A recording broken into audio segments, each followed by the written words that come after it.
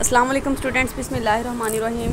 और today's topic is perspective grammar. अब क्या है कि मैंने आपको ग्रामर का लेक्चर जो था वो भी दे दिया था, उसका इंट्रो भी पढ़ा दिया था और इसकी टाइप्स जो थी ना उनको के बारे में भी एक शॉर्ट ओवरव्यू जो है ना हम एक एक पॉइंट जो है ना पैराग्राफ में हम कर चुके हैं। लेकिन समटाइम्स ऐसा होता है कि एग्जामिनर जो है ना आपको किसी एक पर्टिकुलर ब्रांच पे जो है ना नोट लिखने के लिए दे देता है, तो फिर आपने सारी डिटेल्स जो है ना वो उसी जो है वो टाइप के बारे में ग्रामर की लिखनी होती हैं। तो हम आज इनकी जो है ना थोड़ी थोड़ी डिटेल करेंगे हर टॉपिक की। First of all is perspective grammar. Perspective grammar is that kind of grammar which was used to describe classical languages like Greek and Latin. यानी ऐसी ग्रामर जो कि क्लासिकल लैंग्वेजेस को जो है ना डिस्क्राइब करने के लिए, बयान करने के लिए वो ग्रीक यानी यूनानी ज़बान और लैटिन जो लातीनी ज़बान होती है ना इसके लिए इस्तेमाल होती थी। It was associated with such ancient scholars as Plato, Aristotle, Dionysius, Thrax. मतलब यानी अरिस्टोटल तो आपने पढ़ा है ना कि जो वो प्लेटो वगैरह यानी जो कि क्लासिकल राइटर्स थे ना वो इसको इस्तेमाल करते थे। It was in many respect as a whole philosophy of language. It was later taken over by the scholars who were more interested in Latin than in Greek. इसके बाद क्या हुआ कि यानी बहुत से जो फ़िलासफ़ी राइटर्स थे ना उन्होंने इसको लैंग्वेज को यूज़ किया और बाद में कुछ स्कॉलर्स ऐसे आए जो कि जिनको जो थे ना लैटिन से ज़्यादा ग्रीक अच्छी लगती थी। और during the Middle Ages Latin was greatly admired as a language of purity, beauty and logic. यानी मिडल एजेस में जो था इसको ये लोगों का कॉन्सेप्ट था कि जो लैटिन ज़ुबान है ना उसकी सबसे ज़्यादा तारीफ़ की जाती थी और समझा जाता था कि इस ज़ुबान में जो भी कहा जाता है ना वो प्योर होता है, मतलब खालिसपन होता है, इस ज़ुबान में खूबसूरती है और लॉजिक है। Characteristics of perspective grammar. Following are the main characteristics of perspective grammars. Deductive approach. सबसे पहले क्या है? Deductive approach. Perspective grammar believes on the deductive methodology of teaching, where first rules are taught to the students. अब perspective grammar जो है ना उसमें ये वो इस चीज़ पे बिलीव करती है, मतलब एक प्रॉपर मेथड के थ्रू जो ना लैंग्वेज जो है ग्रामर जो है वो सिखाई जाती है स्टूडेंट्स को, उसके रूल्स बताए जाते हैं। After that examples are given, उसके बाद जो है मिसालें दी जाती हैं। जैसा कि मैं आपको पढ़ाती हूँ तो पहले एक चीज़ का रूल बताती हूँ, फिर उसको एग्जांपल के साथ जो है ना एक्सप्लेन कर देती हूँ ताकि अच्छे से समझ आ जाए। These rules are thoughts so important that nobody is suppose to overlook them. तो यानी यही अच्छा तरीका होता है कि किसी को भी जो है ना अपनी बात समझाने का और बहुत इंपॉर्टेंट तरीका है। इसके बाद आ जाते हैं parts of speech. Perspective grammar believes that there are 8 parts of speech in a language. हम सबको पता है कि 8 पार्ट्स ऑफ स्पीच, समटाइम जो है ना वो 9 भी कंसिडर कर लिए जाते हैं, लेकिन मोस्टली जो है ना 8 पार्ट्स ऑफ स्पीच कहा जाते हैं जो कि इंग्लिश लैंग्वेज में होते हैं। It gives notional definitions of parts of speech. For example, a noun is a name of person, place और thing, a pronoun is a word used in a place of noun, a verb is an action word, an adjective is a describing word। इन सब के बारे में हम ऊपर पढ़ चुके हैं पिछले लेक्चर में कि यानी नाउन हमें पता है किसी चीज़ के नाम को कहते हैं, प्रोनाउन वो वर्ड होते हैं जो किसी नाम की जगह पर इस्तेमाल होते हैं, वर्ब जो है वो फेल को कहा जाता है और इसके बाद एडजेक्टिव जो है वो ऐसा लफ्ज़ जो किसी की खामी या खूबी को बयान करे, एडवर्ब ऐसा वर्ड जो वर्ब के मायने में इजाफा करे।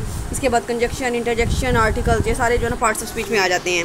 नंबर 3 है complete thought of a sentence. Perspective grammar believes a sentence must be a complete thought. Perspective grammar ये कहती है कि एक सेंटेंस जो है ना वो एक मुकम्मल जो है ना एक आइडिया दे, एक मुकम्मल meaning they. It may consist of 1 और मोर क्लॉजेज। उसमें एक या एक से ज़्यादा क्लॉजेज भी हो सकती हैं। Each clause of the sentence will function as a part of speech. मतलब हर क्लॉज जो होगी ना उस सेंटेंस की, वो चाहे 1 हो, 2 हो, 3 हो या 4 हो, वो अपना एक अलहदा से फंक्शन जो है ना परफॉर्म करेगी। On the whole sentence will remain single thought unit. और लेकिन पूरा जो सेंटेंस है ना वो एक सिंगल थॉट यूनिट रहेगा, मतलब उसमें एक बात की जो है बहुत अच्छे से इंटरलिंक करके एक्सप्लेनेशन दे दी जाएगी। इसके बाद है preposition. Perspective grammar does not believe on a sentence ending with a preposition. अब पर्सपेक्टिव ग्रामर में ये कहा जाता है कि यानी जो सेंटेंस है ना वो preposition पे एंड नहीं होना चाहिए, मतलब एन और an, from, for, in, at, ये इन वर्ड्स पे जो ना ख़त्म नहीं होना चाहिए। preposition is a bad word to end a sentence with. वो पर्सपेक्टिव ग्रामर में ये माना जाता है कि ये पर्सपेक्टिव ग्रामर्स के हम रूल पढ़ रहे हैं ना, वैसे तो अक्सर सेंटेंसेस जो है वो preposition ख़त्म हो जाते हैं कि यानी अगर ऐसा सेंटेंस जिसके एंड जो है preposition के साथ होता है तो वो एक जो है ना एक मज़े का नहीं लगता, एक लॉजिकल नहीं लगता। This model prescribes a certain order in a sentence. This house is to live, मतलब एक पर्सपेक्टिव ग्रामर में तो है हम कहेंगे ना this house is to live कि ये घर जो है ना रहने के लिए है। तो लेकिन अगर डिस्क्रिप्टिव ग्रामर में इसको लिखे ना तो लिखेंगे this house is to live in. तो मतलब एंड पे जो है वो preposition आ गई, लेकिन पर्सपेक्टिव ग्रामर इस चीज़ को एक्सेप्ट नहीं करती कि एंड पे जो है preposition आए। Use of infinitive. Perspective grammar believes on the fact that we must not split an infinitive.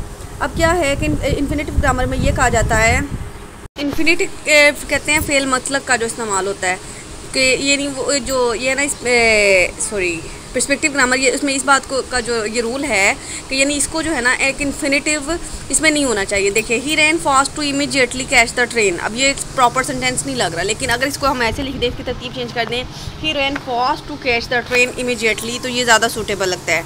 Number 5 देखिए, a high standard of accuracy.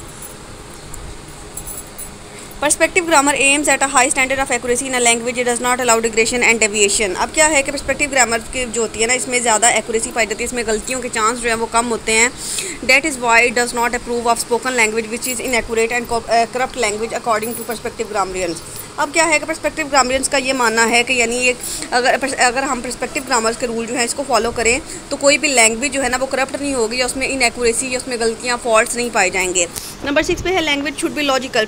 Perspective grammar believes that language should be logical. अब वो कहते हैं कि language जो है ना वो लॉजिकल होनी चाहिए, एक जो है ना कोई अगले बंदे को तक जो है ना उसकी एक बंदा जो है ना दलील के साथ अपनी बात को समझा सके। नथिंग शुड वायोलेट लॉजिक, कुछ भी जो है ना एक लॉजिक है, अगर कोई रूल है किसी ज़बान का तो उसके खिलाफ जो है नहीं होना चाहिए। For example use of double negative in sentence is not acceptable. मतलब हमें पता है कि एक सेंटेंस के अंदर अगर आप कभी करेक्शन करें ना, वो मैंने रन एंड मार्टन की बुक आपको सेंड की है तो उसमें करेक्शन भी है। तो अगर आप लोग CSSPMF में जाते हैं या कोई भी आपका कॉम्पिटिटिव एग्जाम होता है ना, तो उसमें आपको ये चीज़ें पूछ ली जाती हैं कि आपसे जो है ना ये डबल नेगेटिव सेंटेंसेस जो होते हैं ना वो अलाउ नहीं होते। मतलब अगर आप एक बात में जो है ना में कर रहे हैं, उसमें आप 2 दफ़ा नो लगाते हैं, 2 दफ़ा ऐसी नेगेटिविटी वाली टर्म यूज़ कर लेते हैं, तो वो आपका सेंटेंस गलत कंसिडर होता है।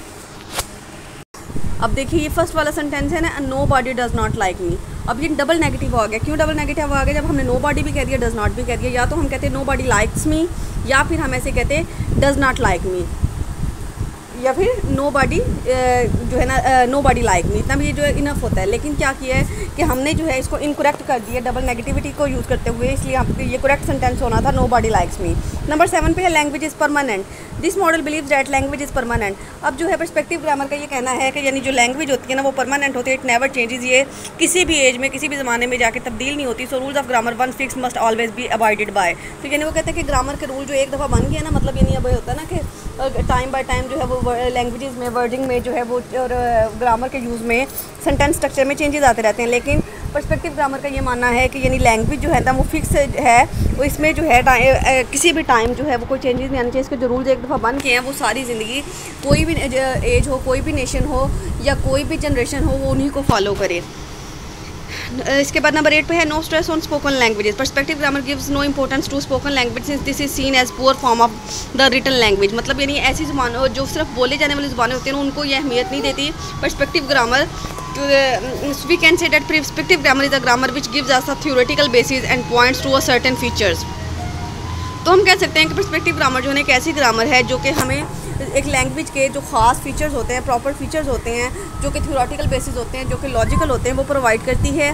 Which appear to be common and most languages, जो कि ऑलमोस्ट हर ज़ुबान में जो है कॉमन पाए जाते हैं। Perspective grammar which was originally based on Greek and Latin still has many relevant things to say about modern English. मतलब पर्सपेक्टिव ग्रामर का जो मेन ताल्लुक था वो हमने ऊपर पढ़ा ना कि ग्रीक और लैटिन से था, मतलब यूनानी और लातीनी ज़ुबान से था। लेकिन क्या है कि अगर इसके बहुत से रूल्स ऐसे हैं, बहुत से वर्ड्स ऐसे हैं जो कि स्टिल जो मॉडर्न इंग्लिश है ना उसके लिए भी वैलिड हैं। It has a number of real advantages still at present and in fact spelling सीख लीजिए and many of the criticism levelled against it are criticism more of some people who have used it than of theory itself.